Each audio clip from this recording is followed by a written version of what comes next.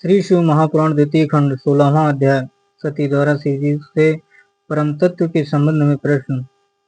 इतनी कथा सुनकर सौनकादि ऋषियों ने कहा कि हे सूत, सती के विवाह का वृतांत सुनने के उपरांत नारद जी ने ब्रह्मा जी से क्या बातें पूछी, वह आप हमें बताने की कृपा करें। पौराणिक सूत जी बोले कि हे ऋषियों, जब देवर्षि नारद जी इतनी कथा सुन चुके तो उन्होंने ब्रह्मा जी से कहा कि हे पिता, विवाह के उपरांत शिव तथा सती ने जो चरित्र के उन्हें आप मुझसे कहने की कृपा करें।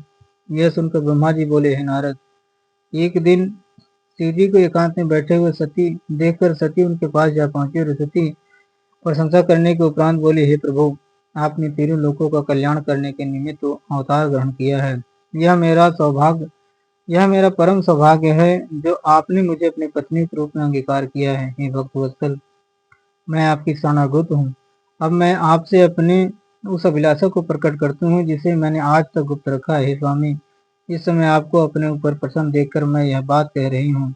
मेरी अभिलाषा यह है कि मैंने वर्षों तक आपके साथ विहार आदि का आनंद प्राप्त किया, परंतु परम तत्व का विचार कभी नहीं किया। अब मेरे हृदय में वैराग्य उत्पन्न होने के कारण परम तत्व जानने की अभिलाषा जागृत हुई है। अतः आप मुझे श्रेष्ठ प्रकार से ब्रह्म ज्ञान की युक्ति एवं मुक्ति का मार्ग बताने की कृपा करें। हे प्रभु, तीनों लोकों में आपके समान ज्ञानी अन्य कोई नहीं है। आप वेदों के उत्पन्न करता, परब्रह्म, अनादि संपूर्ण विद्याओं के समुद्र एवं तीनों लोकों के स्वामी, विष्णु तथा ब्रह्मा को भी श्रेष्ठ पद प्रदान करने वाले हैं। शिव जी दिन रात आपकी महिमा का वर्णन करते हुए भी उसका पार नहीं पाते। अस्तु, आप कृपा करके मेरी मनोभिलाषा को पूर्ण करें। सती के इन वचनों को सुनकर भगवान सदाशिव बोले, हे प्रिय, ज्ञान को सर्वोत्तम वस्तु समझना चाहिए। उसके पास तक किसी अन्य पदार्थ की गति नहीं है। इस प्रकार वह परम अलभ्य कहा जाता है।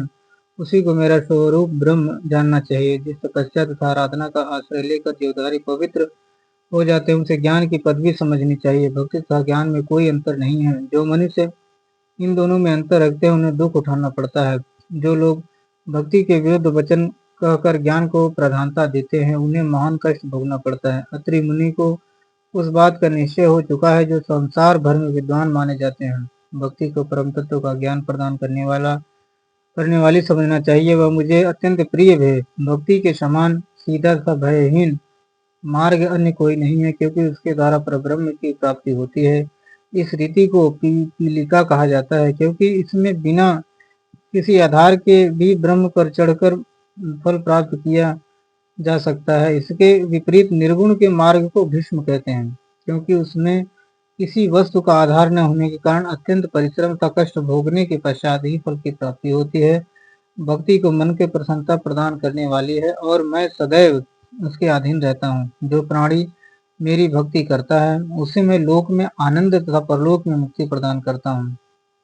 मुझे कुल तथा जात से कोई प्रयोजन नहीं है। चारों युगों में मुझे भक्ति प्रिय है, परंतु कलयुग में मैं तो अपने भक्तों को अत्यंत स्नेह करता हूँ। मैं अपने भक्तों की सदैव सहायता करता हूँ और उनकी प्रसन्नता के निमित्त अनेक प्रकार के श्रेष्ठ चरित्र दिखाता हूँ। अतः हे देवी, भक्ति की महिमा सबसे बड़ी जानकर तुम उसी को अपनाओ।